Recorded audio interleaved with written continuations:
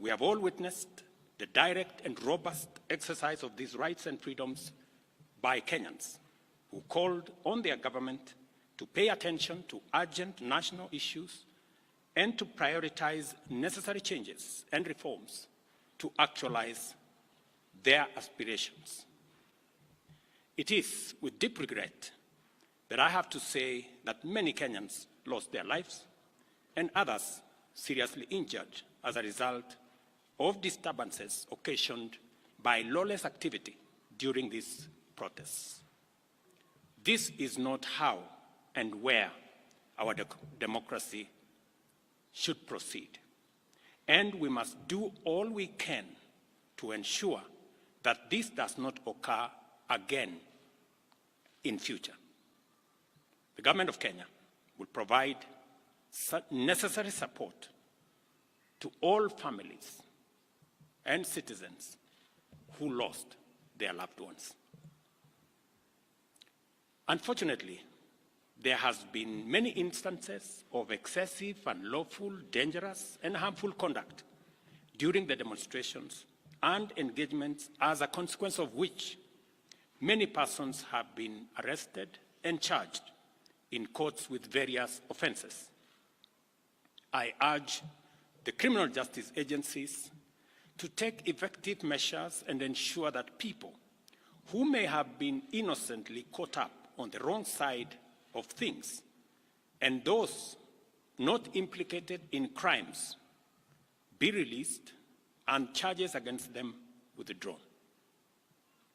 This will enable the agencies to focus their resources, efforts, and time in investigating and prosecuting serious criminal elements who took advantage of peaceful demonstrations to advance a dangerous agenda of lawlessness, anarchy, and mayhem.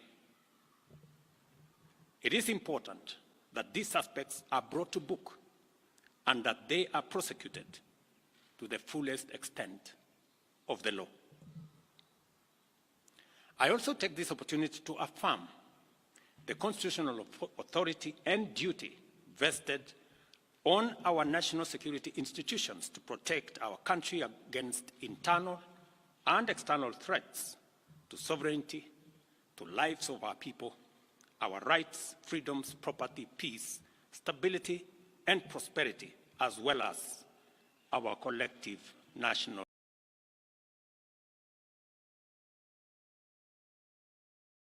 interest. Consequently, I call on the National Police Service to use its mandate responsibly, professionally, and effectively in full compliance with the Constitution, with a view to promoting the national objectives of Article 238, 239, and 244 of our Constitution. All breaches and violations by police officers must be handled expeditiously through due process, with a view to giving Kenyans a police service that upholds the highest standards of integrity. As citizens of this great nation, we all have a duty to balance our rights and responsibilities at all times, so that the legitimate exercise of our rights and freedoms does not undermine our broader aspirations to remain a civilized, democratic, and peaceful country governed under the rule of law and institutions of governance for the benefit of all of us. Over the last 1 month, the livelihoods and property of many innocent people have also been destroyed, plunging them into destitution and jeopardizing the welfare of their dependents. The government of Kenya will equally take measures to support these Kenyans on the path to recovery of their businesses.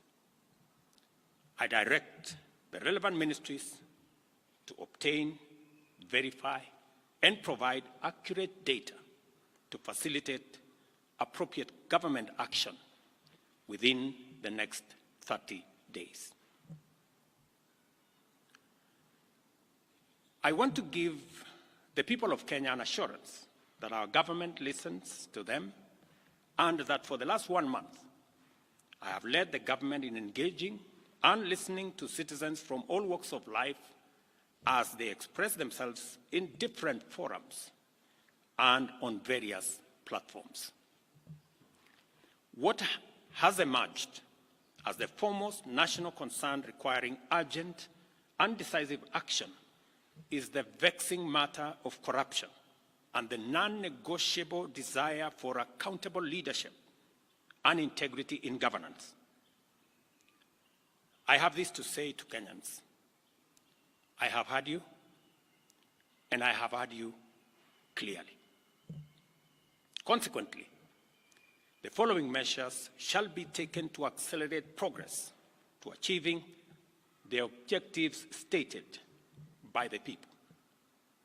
Number one, I will be proposing amendments to the Evidence Act and the Criminal Procedure Code, among other necessary legislative amendments to all statutes relating to corruption, to expedite investigations and prosecution of corruption and economic crimes cases, and provide for their conclusion within 6 months. We shall also be proposing amendments to the Witness Protection Act to overhaul the statutory and institutional framework to protect and incentivize whistleblowers and enhance witness protection, making it easier and safer for citizens to come forward and report corruption as well as other criminal activities.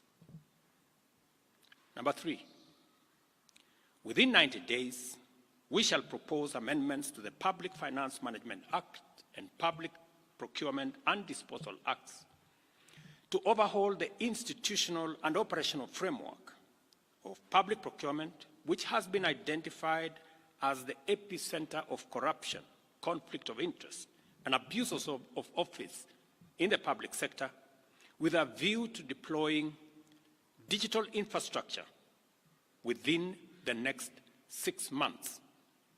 The aim of this measure is to provide an open and transparent public procurement platform which gives open, real-time, and end-to-end public visibility of public procurement from advertisement to award of contract and to whom it is awarded and what amount the people of Kenya will pay. Number four, I have engaged with the parliamentary leadership and asked Parliament to expeditiously pass the Conflict of Interest Bill with the explicit caveat that I shall veto any bill enacted if it does not establish the highest bar with respect to accountability, integrity, and anti-corruption. I will make full use of the power given to me under Article 115 of the Constitution to make sure that the bill meets the appropriate standards set out in the original bill. Number five, while fully respecting the independence of the national justice, law, and order institutions, and pursuant to a commitment to consult and collaborate in leveraging their institutional capabilities in effective, expeditious, and conclusive investigations in respect of all active cases, it is essential for these institutions to provide a time frame to the people of Kenya, because that is what the people of Kenya want, within which proceedings shall be concluded, and the same timelines clearly communicate.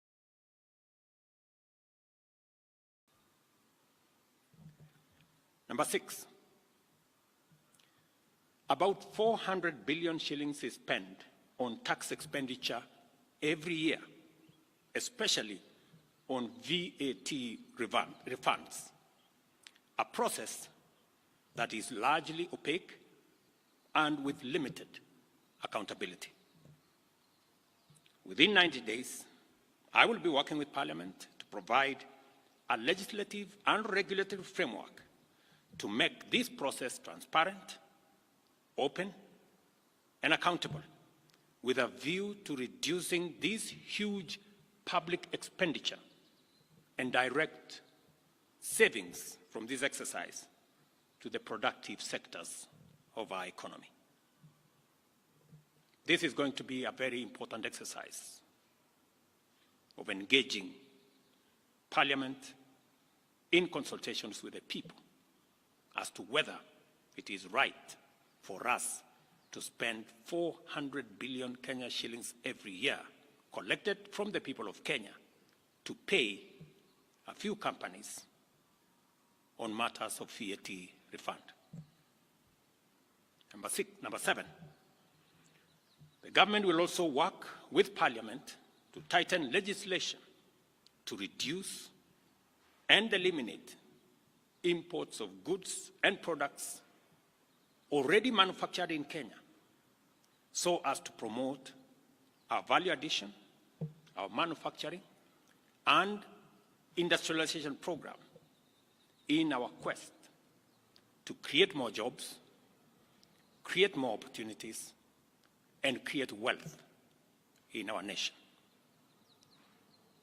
We must have a national conversation as to whether we want to be a supermarket for products from other countries, or we want to produce products that we already have manufacturing capacity in Kenya.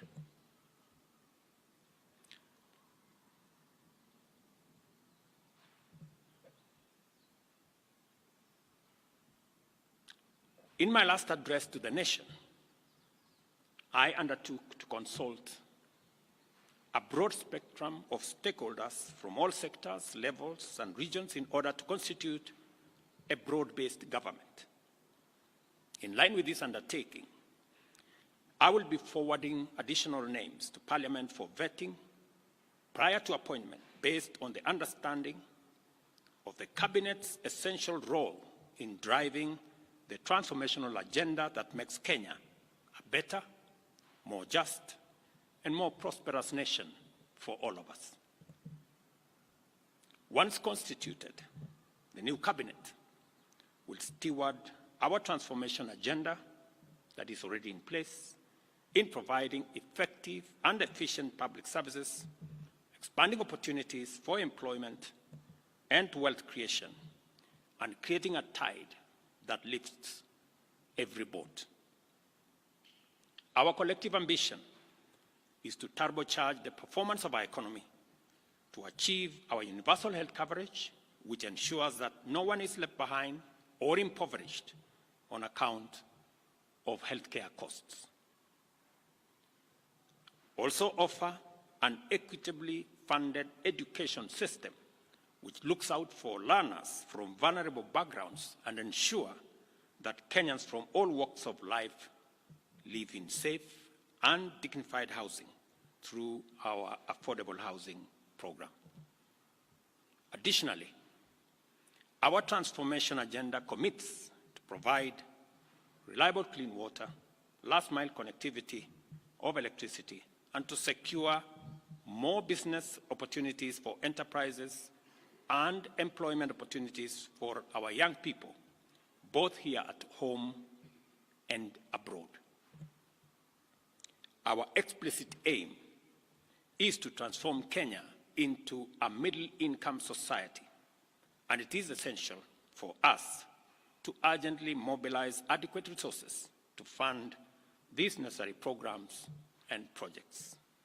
Consequently, after extensive consultations, I have nominated the following persons for consideration and approval by the National Assembly for appointment as cabinet secretaries. I commend the leadership of diverse organizations, both in public and private sectors, including political parties, for their encouraging response to my outreach to consult on forming a broad-based government. Their willingness to set aside partisan positions and interests in order to join a visionary partnership for the radical transformation of Kenya is a historic gesture of their patriotism. I know and I understand acutely the huge expectation of the people of Kenya on me and this administration. And I equally understand that that responsibility can be made easier if we work together as a nation. And as I said, the opportunity we have to work together across political lines, across different divisions, is much more greater than the challenge and the crisis we have in our hands. I take this opportunity to express my appreciation for their commitment and reiterate my pledge to engage alongside them in a national conversation that is inclusive, citizen-centered, and aimed at consolidating and accelerating the actualization of inclusive growth and national transformation. As I take this step, and as I expand and broaden this administration, I am acutely aware that the responsibility of managing the affairs of the country vested in the cabinet, in the expanded cabinet, will require of us to work together and to focus on that which brings honor to our country.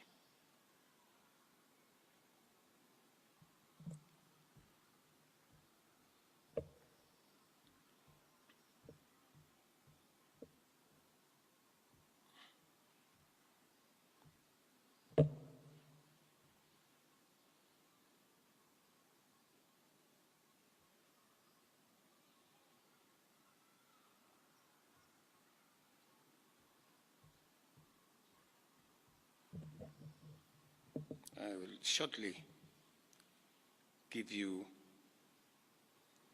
the list of my nominees.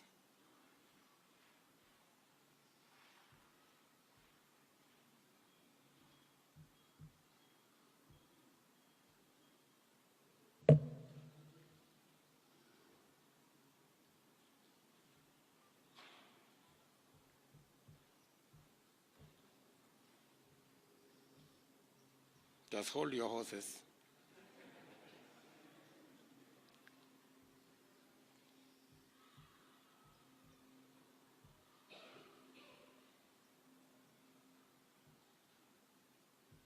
Just hold your horses.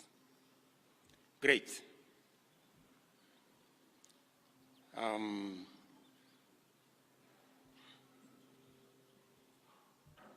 Oops. That's the old list again.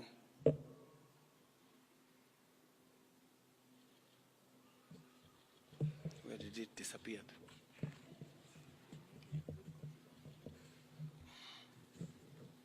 I think this is a problem of making it very confidential and not allowing many people to have a look at it. As you're all aware, the list I sent to the National Assembly, I have since amended so that Roslinda Soipantuya now goes to the Ministry of Defense. The Honorable Aden Baredwale moves to Environment, Climate Change, and Forestry. I have now forwarded the name of John Mbadi Ngongo to the Ministry of National Treasury and Economic Planning. Salim Mvuria Mgala, Ministry of Investment, Trade and Industry. Ms. Rebecca Miano, Ministry of Tourism and Wildlife. The Honorable James Opio Wandai, Ministry of Energy and Petroleum. The Honorable Onesmus Kipchumba Murkomen, Ministry of Youth Affairs, Creative Economy and Sports. The Honorable Hassan Ali Joho, Ministry of Mining, Blue Economy and Maritime Affairs. The Honorable Dr. Alfred Nganga Mutua, Ministry of Labor and Social Protection. The Honorable Wycliffe Ambetsa Oparanya, Ministry of Cooperatives and Micro, Small and Medium Enterprise Development. The Honorable Justin Bidan Njoka Muturi, Ministry of Public Service and Human Capital Development. Madam Stella Soy Langat, Ministry of Gender, Culture, Arts and Heritage. I am still working on the other pending nominees, and I will be announcing them shortly. Thank you very much. God bless you. God bless our great nation, Kenya. Asanteni sana.